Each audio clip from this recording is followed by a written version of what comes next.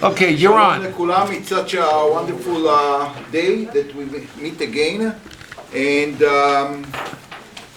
we are almost at the end of Sefer Shmuel Bet. Most of the people here had the opportunity to learn up to Perek Chaf Aleph. But there is something very interesting, because basically Sefer Shmuel is over. We finished Perek Chaf, and Sefer Shmuel actually ends there.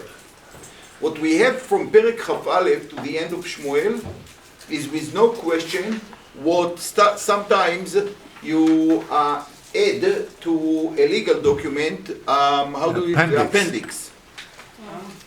There is a question who wrote the last 4 parkim of Sefer Shmuel Bet, if it was Gad HaNavi, because until now, most of the work writing Sefer Shmuel is Natan HaNavi, the one who met David after the Chet of Bathsheba. He wrote most of Sefer Shmuel.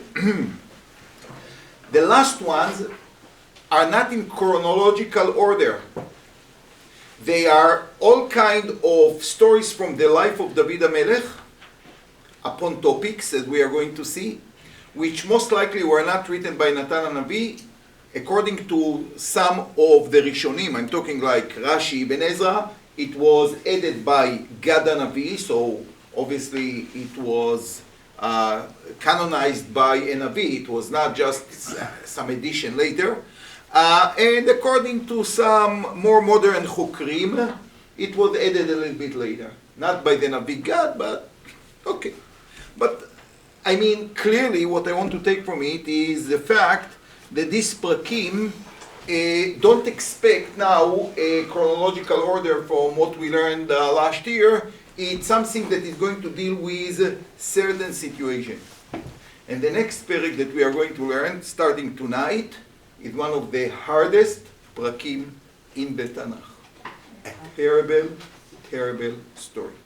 I just would like to have a Tanakh because it will help me to explain the background behind our perek. So if I can get Tanakh, or at least Sefer Yoshua, this will be very, very helpful.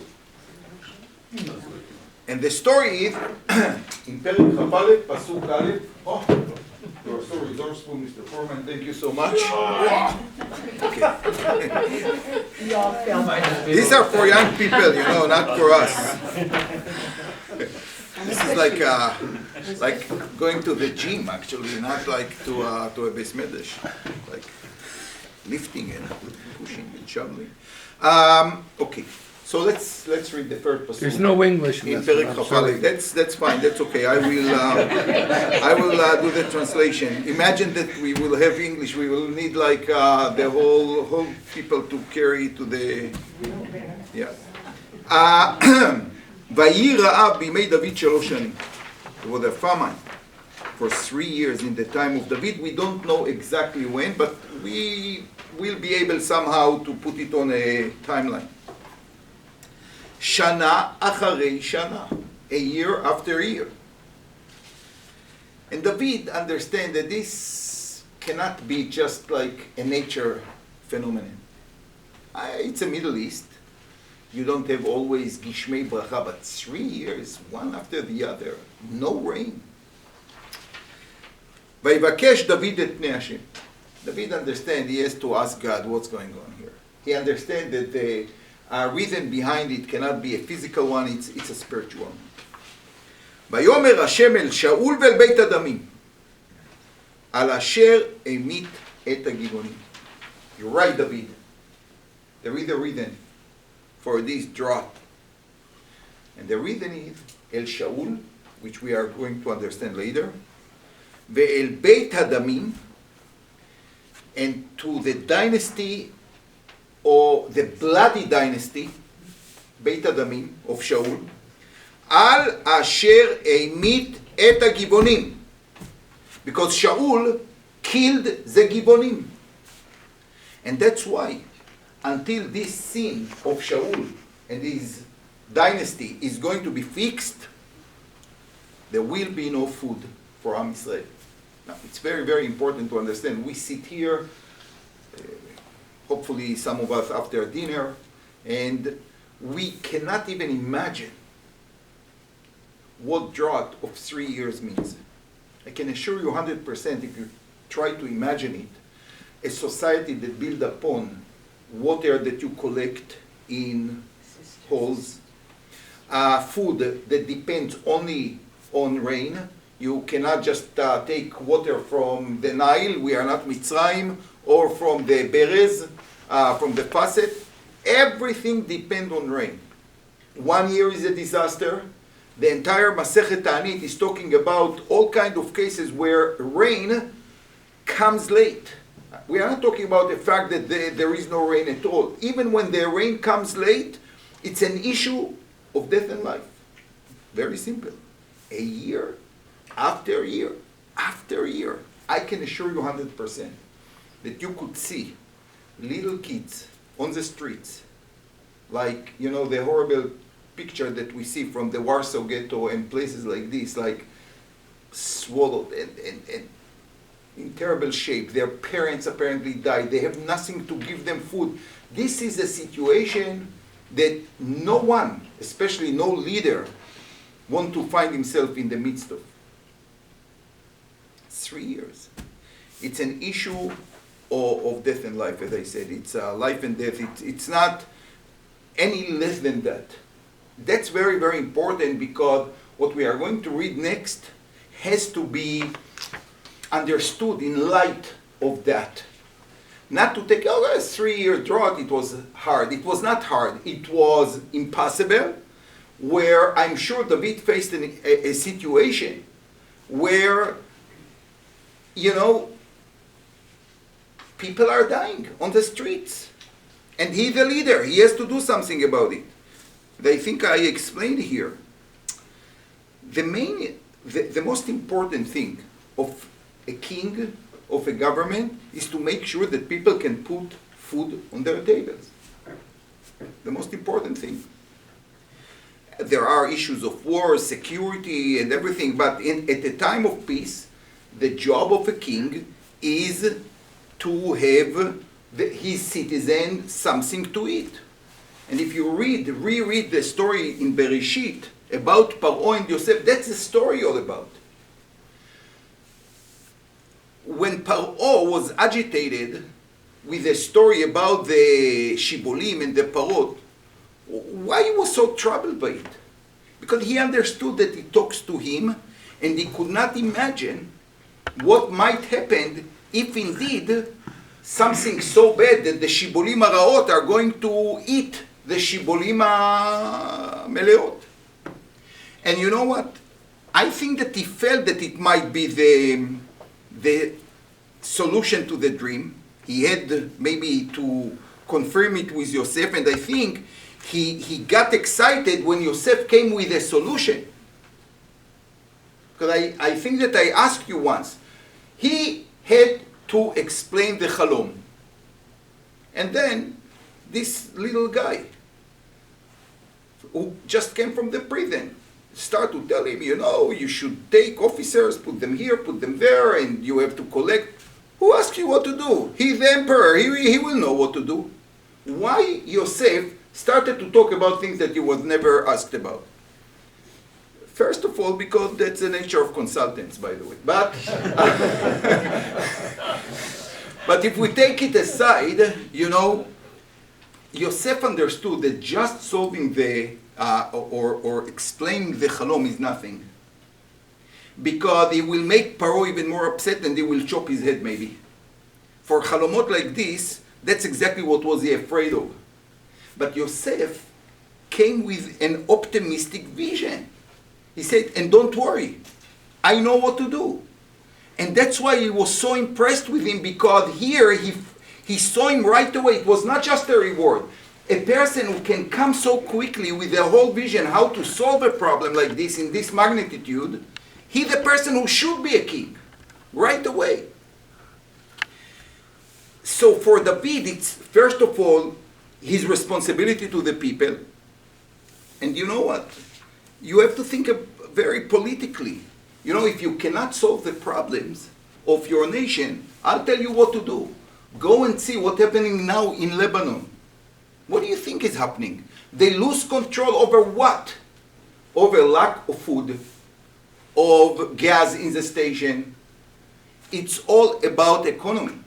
If you cannot sustain economy on a certain level, you are going to lose it. Wait what will happen in Venezuela and other places. Places like this are doomed. And the king and the leadership can do all kinds of things, but at the end of the day, people need to eat. So for David, it's also existential issue. Like for the Malchut, what am I going to do here? And he go to ask Hashem, what should I do? And he said, you have a problem with the Givonim. So who are the Givonim? Who are the Givonim? That's an important issue. For this, to give you some background, I have to go to Yehoshua Perek Tet. Yehoshua, as he entered Eretz Israel, this was not so easy. The people in Eretz Israel did not just say, oh, of course, come, this is your country. We heard that Hashem promised it to you, so take our houses. They fought. And there was a commandment of Hashem that all the Shiv'a Amamim in Eretz Israel has to be, wiped out. I don't know how to say that better. And the Givonim, the people of Givon in the area, there was a small nation of Givonim. And they were smart. What can I tell you? They were smart. They just heard what happened to Yericho to Ai, namely, it was destroyed. It was completely razed down. And they decided that they don't want to be the next in line. So the Sefer Yoshua in Perek Tet says, they heard what Yoshua did to Yericho and Ai, Vayasu gam hema beorma. So they decided to do something to outsmart the people of Israel. What did they do? They took sakim balim, like old sacks, and they took like all kind of equipment that looked very, very old, and torn shoes, and their clothes looked like people who walked for miles and miles from far away. And they come to Yoshua, and they said, we came from a very far away land, and make a covenant with us that you are not going to destroy us. Because we are not part of the land here. They wanted to present themselves as people who came from far away. And Bnei Israel were not stupid. They said, who told me that, show me your ID, like the passports of your country. Where are you coming from? Maybe you are from the Chivi.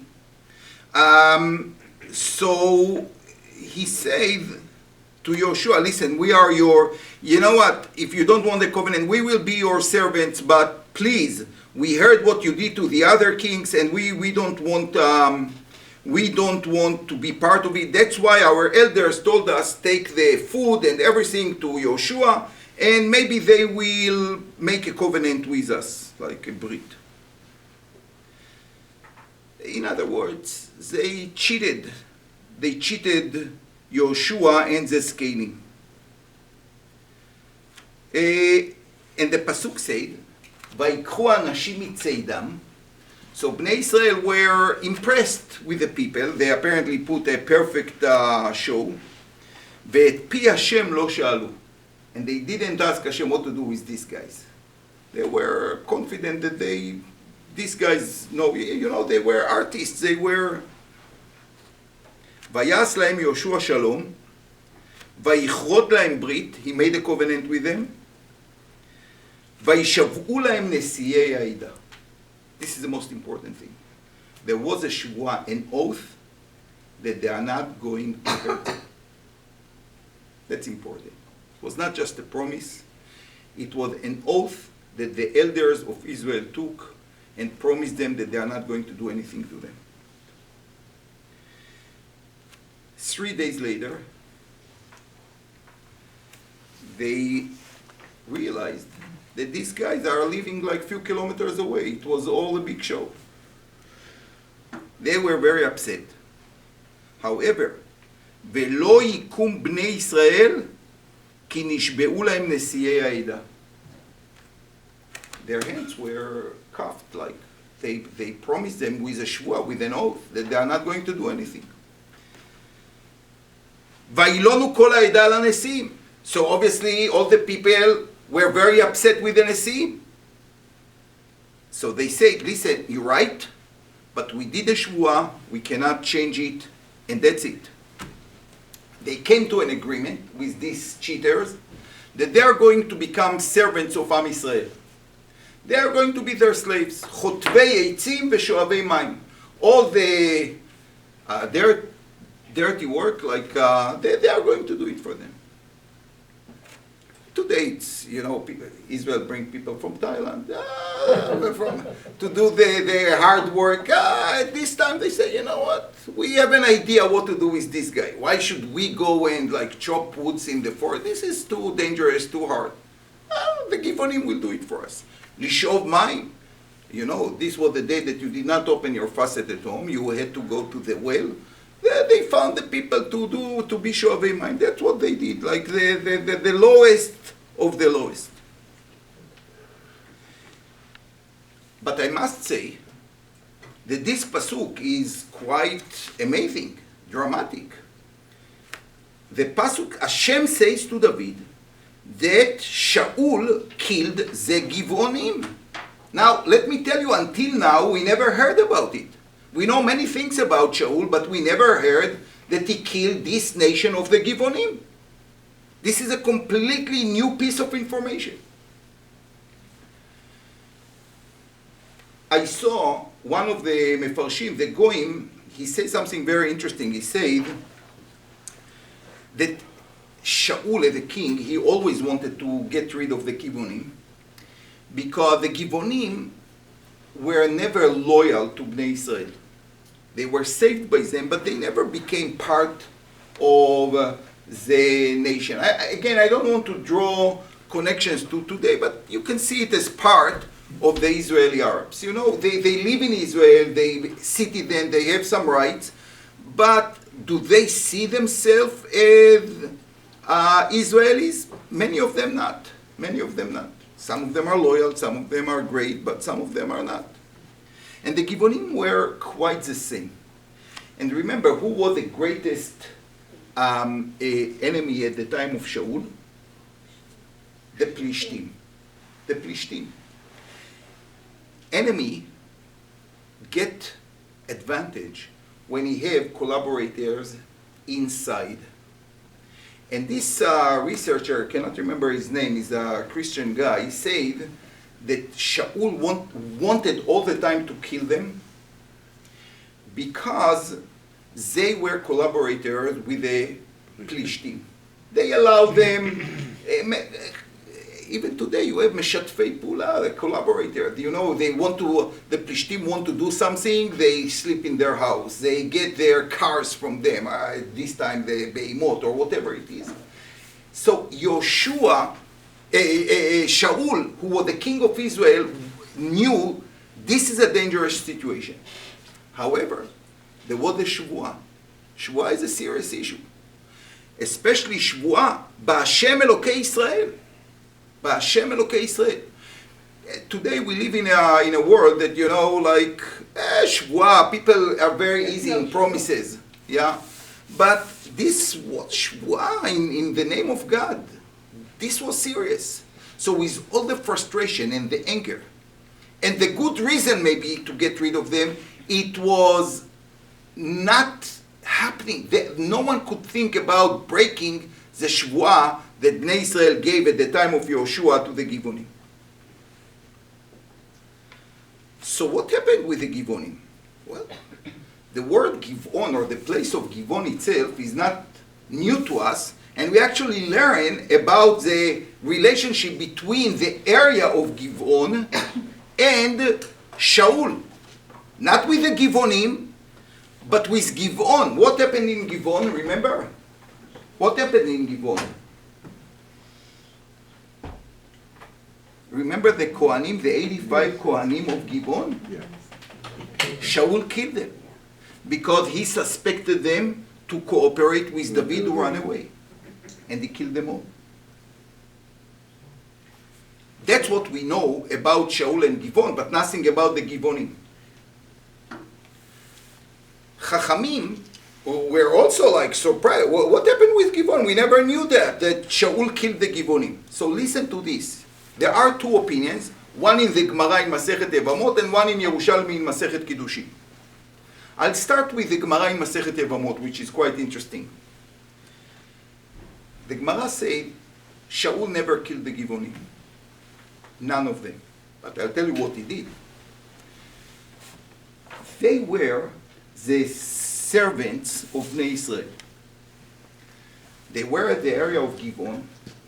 There were 85 Kohanim there with their families in Givon.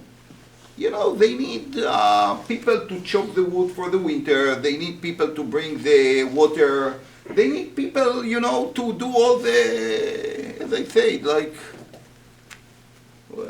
heavy work. Yeah. And they paid them piasters, like few pennies here, pennies there.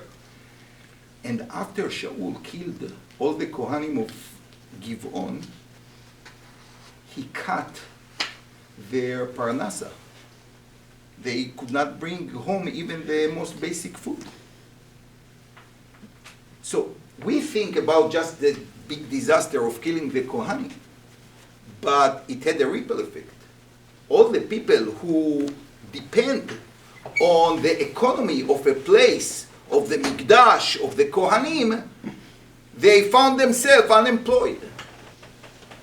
This is a serious issue.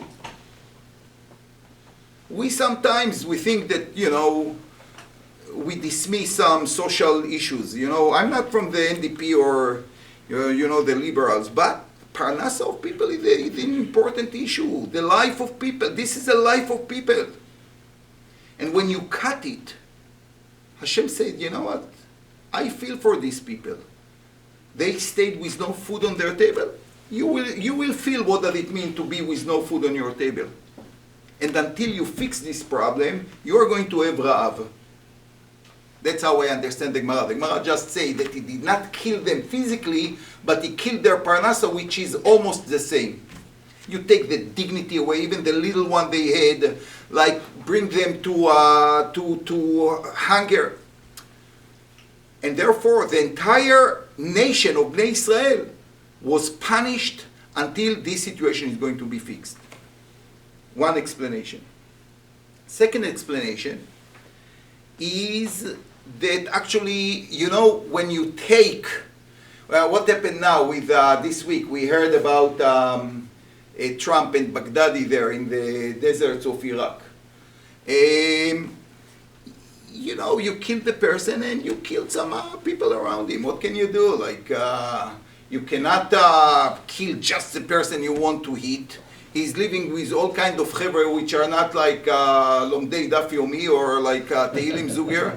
They, you know, you bomb them and he is killed and his family and some other friends are killed. Some of them are not so terrible people. That's a war. And when Shaul killed the people in Givon, he did not say, I want to see your ID. Are you a Kohen? I kill you. You are Givoni, stay there. No, Eli came with his troops and everyone was around. He killed them. 7 people he killed, that's it. But they were innocent. They just happened to be there, you know, bringing water or wood or some other services. And he killed them with the Kohanim. So it was indeed 7. And the number 7, I'll tell you why Chachamim said it's 7, because when we are going to see the next psukim, you will understand. So 2 opinions. One is very lenient, that he never killed them, but the other one is that he killed 7 people who did not deserve to be killed. They did nothing wrong. So let's read Pasuk Bet together. Vayikra melech lagivonim. So David understood that he has, you know, what could we do if we would know that the person is suffering, the nation is suffering because this givonim. So to fix the problem, we have to appease them. Vayomer aleim, and he tells them, and here come like a whole story in brackets. You should know, the givonim lo mibnei Israelim. You should know the givonim were not like part of the nation. Ki im miyeter ha'emori, they came from the nation that were in Eretz Israel before Bnei Israel entered the land. ובני ישראל נשבעו להם. And Bnei Israel, as I read from Yoshua, they made an oath in the name of God that they are not going to kill them. ויבקש שאול להכותם, and Shaul wanted to kill them, בקנאותו לבני ישראל ויהודה. Because he was a Canaanite. He really wanted the benefit of his nation. The people of Yehuda, the people of Israel. And he wanted to kill the Givonim. By the way, the words he wanted to kill the Givonim support the first opinion or the second opinion about what he did to the Givonim? Second. I would say the first. Why? Because he wanted to kill them. He didn't kill them. Right? So that's how Chachamim come to this fantastic explanation that he just cuts the lines of Parnasa. Because he wanted to kill them. But he didn't. He didn't. And why he wanted to kill them? בקנאותו לבני ישראל ויהודה. As I say, this researcher think that the reason is because they allowed the Plishtim and assisted them when they wanted to conduct attacks of Bnei Israel. But I have another idea which will explain these brackets. They are not Jews, and Shaul wanted to kill them. When do we find the word kin'ah? Remember, where do we find in the Torah, like a person was Canaanite, mekaneh le'elokav? With? Kaini doesn't say Kanai. Kanai means zealous. Zealous. Where do we find the word Kanai?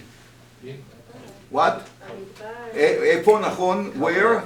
Famous story about the Kohen. Yeah, who went and killed. Nachon with Pinchas. Right. Pinchas. Right. Hashem gave him the keuna to his children.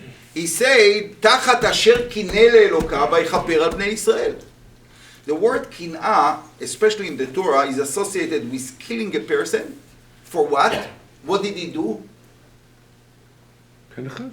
Pinchas, what did he do? He killed two. He killed the Nasi Beit Abla Shimoni, who, before even they crossed the Jordan and met other nations, he already had a shiktzeh. He could not even wait until they crossed the Jordan and find there the girls of the Amori, the Hittite, already in the Midbar, just before crossing the Jordan. He already had this. This is kin'ah. We see another Kanai, for example, Levi and Shimon. They also were mekaneh to their sister. Again, a story about intermarriage. It was the first time they just arrived to Eretz Israel. Boom. Such a tragedy. They are a distinct family. They have their rules, their issues, and boom. From nowhere, this come Shechem ben Hamor and intermarried with Dinah. It might be that this was the story here. It makes more sense. That the Shaul, ויבקש שאול להכותם בקנאותו לבני ישראל ויהודה, maybe the story is the same. The Jewish guys, hang out with the Gibonim, with the Giboniyot. And Shaul, to say the least, did not like it so much. בקנאותו לבני ישראל ויהודה. And therefore the pasuk says, הגיבונים לא מבני ישראל המה כי מיתר האמורי. He wants to tell us they were not Jews, and the Jewish guys hang around with him. It might be another explanation. That's what I think. Because the word bekanoto libnei Israel is not like he wanted to protect. Why doesn't he say because he wanted the benefit of Bnei Israel? He wanted to protect Bnei Israel. Bekanoto, kin'ah in the Torah has a certain connotation, avoiding intermarriage. And it comes very well because this is a topic here. Because why the Navi said "V'givonim lo mibnei Israel ema"? He want to hint that the issue was that some Jewish boys and girls hanged out with non-Jews, and this is again nothing new in the Middle East. Don't we have it today too? What? Yes. Why did he say Israel v'Yehuda? The kingdom was not split. It was. As we explained many times, Shevet Yehuda always saw himself like the Shevet that is the prime Shevet. Even under Shaul, they conducted their own Babel, in a way. Yes, they cooperated with Shaul, it's true. Not completely. The people who did not want to accept him in the beginning, Naval Carmeli and others, if you remember my shiurim from last year, they were the people of Yehuda who did not want Shaul, who did not come from the prime Shevet, to be the king. It was always problematic. It was problematic to David himself. Remember how many efforts he did to appease the people of Israel and even more the people of Yehuda, because they were different people. You could not just negotiate with one part of the nation. From the time of Yosef and Yehuda, Am Yisrael was actually divided to two main camps, Yehuda, Yosef. One more the leadership, the spiritual one, I would say the monarchy, the other one more like the economy. We go back to the issue of economy, and it always was a fight. Honestly, this is actually the fight. Who is the king? The king is the one who managed to fight against the enemies outside, like David. Or maybe the king is more like with the characters of Yosef, a person who can handle economy. Because we know very well that some generals, once they become like leaders, they can destroy economy, they can destroy like all kind of internal government institutions. It's two different skills, and this tension always existed between Yehuda and Yosef. ויאמר דוד אל הגבעונים, מה אעשה לכם? ובמה אכפר וברכו את נחלת השם. Wow. David understand that he do something, and the bracha, think about it, the bracha of Am Yisrael depends on this nation. They are ugly people. They cheated. They were lucky to survive. But David realized, and Hashem told him that now the bracha, the rain, the ונתנה הארץ יבולה, depends on the Givonim. And David goes to them and said, tell me what to do. ויאמרו לו הגבעונים, אין לנו כסף וזהב עם שאול ועם ביתו. We have no silver or gold with Saul and his household. ואין לנו איש להמית בישראל, and we have no will to kill other people other than Shaul. However, ויאמר, מה אתם אומרים אעשה לכם? You know, read this psukim. What happened here? How do you understand? Like, he asks them what to do, they give him an answer, and he says, okay, so what are you telling me, basically? What happened here? What was the response of the Givonim? How do you understand it?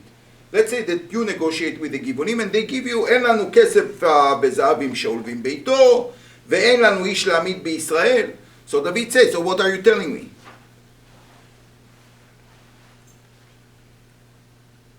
What did they say? They have no claim. What? They are not claiming it.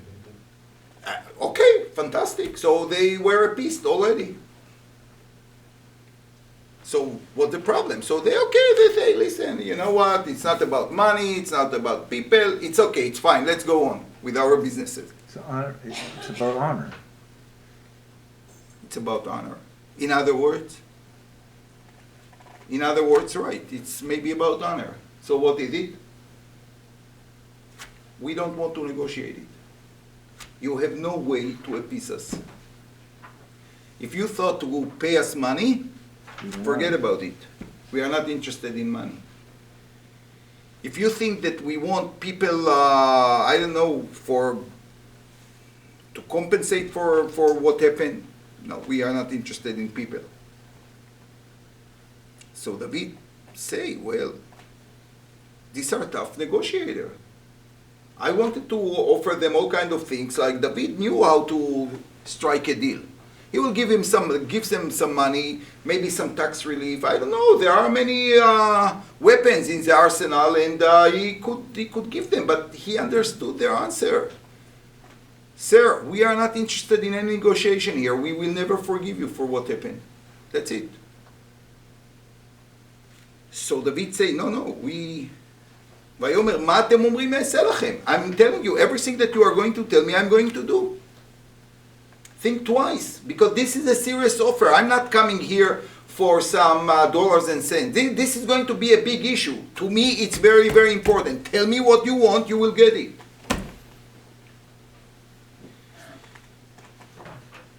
ויאמרו אל המלך, האיש אשר קילנו, ואשר דימה לנו נשמדנו מהתייצב בכל גבול ישראל, יותן לנו 7 אנשים מבניו. We are very focused here.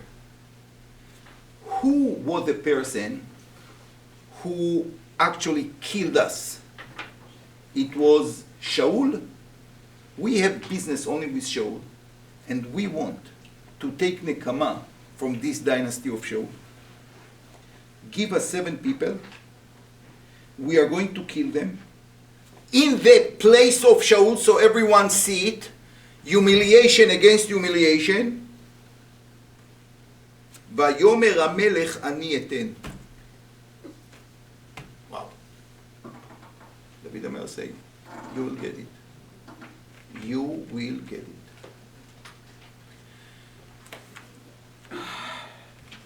I feel like I'm shivering.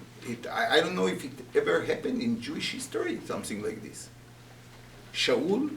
David is going to give 7 Jews to the Givonim to be killed in order to save the nation. That's, what can I tell you? I don't think that ever happened in Jewish history, something like this. Right. And there is no one word of criticism against David. Not here and not later. Nothing. It was actually what Hashem told him. He said, whatever it takes until you appease the Givonim, It's not going to happen.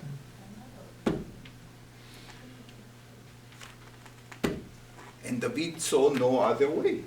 On one hand, he knows Hashem told him, until they are going to be appeased, there will be no rain. People will continue to die. What do you do in a situation like this? And David said, you know what? We have to save the nation. We have to save the nation. We should never know about anything like this. You know, in the time of the Holocaust, there was the Rabbi Oshri. He wrote a very famous Sheilot Utshuvot that he was asked in ghetto lodge. He had no books, nothing, but people came with all kind of, I'm telling you that just to read the question, you can't believe like what people like asked him, like, you know, to give one son to save another one, all kind of terrible, terrible question. And he said like, you know, they came to ask me in the lodge ghetto question that the Sanhedrin needed like weeks and months to decide about one person, and I got these questions like dozens in a day. Chaim v'mavet. What can you do? What can you do? And David is caught in a terrible situation. So let's not judge him at this point, but I'm telling you, this is a difficult period. He gave the Givonim 7 people. Chazal say, by the way, that what we read in Pasuk Bet, "Givonim lo mibnei Israel hema," is introduction to what happened in the next Psukim. Chachamim say that if you see a person who is not Rahman, who has no mercy, compassion, Gomel Chasadim, Baishan is shy, is not like,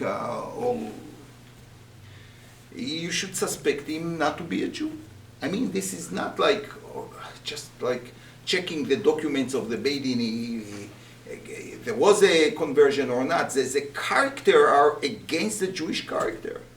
And therefore, if you really want to understand the Givonim, you should know, here is the title, Givonim lo mibnei Israel hema. That's how a person behave. It must be that he's not a Jewish guy.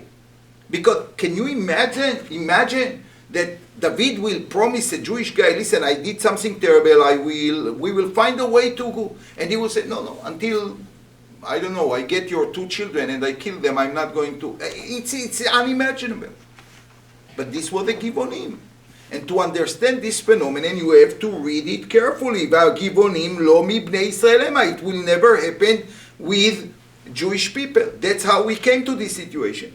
So David saw the situation. They are not going to be appeased for less than that. At the other time, there are thousands of people who already died and thousands that will die. We have to do something here. He had some say apparently, and he did the following. ויחמול המלך על מפיבושת בן יונתן בן שאול. He saved one guy who was actually in his house. מפיבושת בן יונתן בן שאול. And he did not give him to the גבעונים. Why? על שבועת השם אשר בינותם. Because there was a שבועה between David and Yonatan. Right. בין דוד ובין יונתן בן שאול. Remember, we talked about it many times. Yeah. Yonatan knew that David is going to be the king. He knew that it's over, like his father is incapable to continue the dynasty. And he just asked David to have mercy on him and not to kill him or his children. And he gave him this shvuah. So who stayed from the family of Yonatan? It was only Mephibosheth. So to respect the shvuah that he gave to Yonatan, he saved Mephibosheth. You understand, there is here kind of contrast. Because what the Tanakh tried to do here? To show us David versus Shaul. Right. Shaul did not respect the shvuah that he gave to the Gibonim. Somehow he killed them or whatever was the story. But he did not respect his shvuah or the shvuah that was given to the Gibonim. David is not like that. Shvuah is a serious issue. He gave a shvuah to Yonatan. He will keep the shvuah and will not give his son even to save the nation. He will choose other people. I just wrote to myself something quite interesting here, that when you go to the issue of Shavuot, I think that the Tanakh here is actually writing in very broad stroke stories about Shavuot. Because, you know, it's interesting that Shaul was very careful about Shavuot when it came to Yonatan. We didn't learn it, but you know, when Shaul conducted the first war, he said, out of excitement, that no warrior should eat anything until they kill all the enemies. What happened? Yonatan, the son of Shaul, was in the other side of the camp. He did not hear his father commanding not to eat until they finish the war. And he found honeycomb in the field and he ate it. And it said, "Vayeoru einav." Apparently his sugar dropped down and he found this honey and he became like, he was energized. It was, you know, the power bar, how do they call it today? Like, you know, the snack that give you energy for. So Shaul said, "Mot tamut Yonatan." I made a shvuah that everyone who will eat is going to be killed. And he said, "I am going to keep my shvuah. You are going to be killed." He wanted to look like the king who never returned from his word. "Vayivdu am et Yonatan velo met." So the nation said, "No way that you are going to kill Yonatan, who made the shvuah today," and they saved him. But it's interesting that the person who, with his own son, he wanted to keep the shvuah, when it came to the Gibonim, he did not keep the old shvuah that was given to them. And you know what? It's also interesting to see Shaul himself with the shvuah with Yonatan. Do you remember that Yonatan rebuked his father? Why you run after David? He doesn't want to do anything to you. Why do you try to kill him? So what Shaul was moved by Yonatan, and he said shvuah that I'm not going to kill him. He gave a shvuah to Yonatan, Chai Hashem, I'm not going to kill David. 2 days later, what happened? When he didn't show He up. runs after David, tried to kill him again. So Shaul himself, like when when it comes to certain things, he is like from beyond frumkeit. He will kill his own son.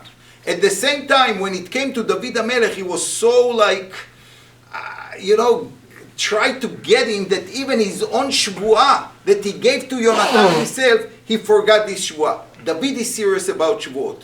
We made a shvuah, we didn't keep it, this is a price, we have to stand the price. I gave shvuah to Yonatan not to kill his children, I'm going to keep my word. Let's see the next psukim. פסוק ח' ויקח המלך את שני בני רצפה בתיה אשר ילדה לשאול, this she was a פילגש, the concubine, את ארמוני ואת מפיבושת, apparently this was the very common name in the house of שאול, ואת חמשת בני מיכל בת שאול אשר ילדה לאדריאל בן ברזילי המחולתי. I can't tell you how Chachamim and the Mefarshim are troubled with this pasuk, because you all remember that when Michal rebuked David, it said, "Velo haya leMichal yeled ad yom mota." She was punished for mocking David that she never had a child. Here we hear that she had 5, and it said that she was the wife of Adriel ben Barzilai HaMecholati. She was the wife of David. Michal bat Shaul was the wife of David. How Adriel came here? So, and you might guess, some of the scholars, the non-Jewish scholars, they said, it's a mistake. It's not Michal, it's Meirav. Meirav indeed was the wife of Adriel HaMecholati, and it's a mistake, it's an old text, someone wrote Michal, no, it's Meirav. Meirav bat Shaul. It could solve the problem, but guess what? Chachamim really like this perusha. That the version of the psukim is like incorrect. They, of course, could not accept it, and they came with an amazing idea. Of course, they were the children of Meirav. It's true, Michal had no children. But Meirav had some problems with Adriel HaMecholati. It doesn't say anywhere, but that's what they figured out. And the children suffered. So Michal bat Shaul, who had no children, adopted them. She took care over their education and their chinuch, and therefore the Tanakh called them the children of Michal. Okay. It's nice. You don't have to change the names from Michal to Meirav. It's quite, Okay, listen, I can't tell you, but that's the way Chazal read the Tanakh. It cannot be Michal, it cannot be a mistake. So you must come with something very creative. And the most creative thing is to say that she adopted them in a way. And we know that sometimes adoption is like full parenting. So it's not something that... Problem is that they said, the truth is, it never said anywhere in the Tanakh that something like this happened.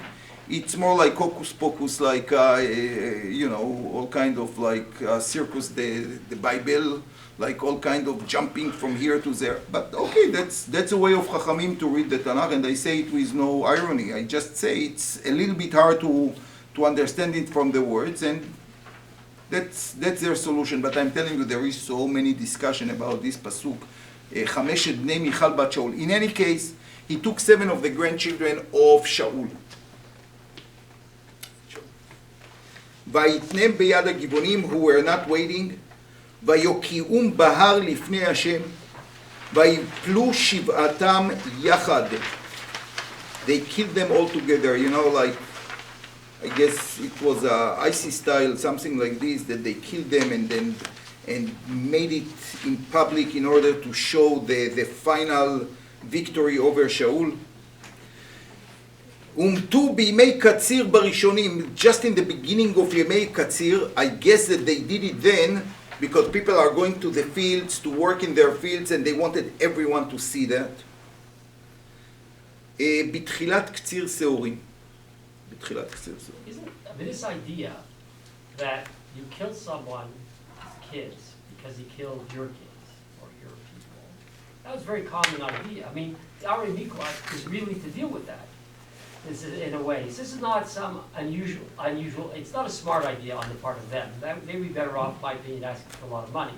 But what they did is, this is the way they used to think, that it's a death for a death. And the only thing is, these people said aren't exactly the ones who killed. They're not, they're didn't do anything wrong. They're But they still descendants. want it, but they can't get the people who did it. They're no longer around. Exactly. So they're looking to sort of, but the same concept of revenge worked that way in the old world. For sure, if you are not Jewish, because we have a principle, lo yumtu avot al banim. And indeed, Chachamim are very troubled with this concept. How David could give for the sins of Shaul? How could he give his children? It said, lo yumtu avot al banim, ubanim lo yumtu al avot. Children cannot pay with their life for the sins of their father. Then you know what Chachamim said? It's unbelievable. They say there is one case that will push away this principle. And this is the case of Chilul Hashem. When you give a shua in the name of God, and you desecrate it, you open the floodgates. Everything is happening, can happen. The most sacred principles are pushed away. When there is a Chilul Hashem, the name of God was desecrated by Shaul. You gave a shua in my name, and you broke the shua. This break even the regular rules of the Torah. That's what Chachamim says. And I'm telling you, there is no way really to fully understand it, what happened. But you're right, like it was very common. We know if from the Tanakh itself that like kings killed the children of other kings when they could not get the king himself. It was very common. It was very common. You're right.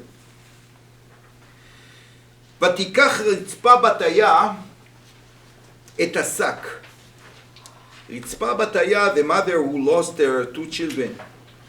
She could not do anything. It was, the king order. She's going to where they shecht her kids. ותתהו לה אל הצור מתחילת קציר עד ניתח מים עליהם מן השמיים.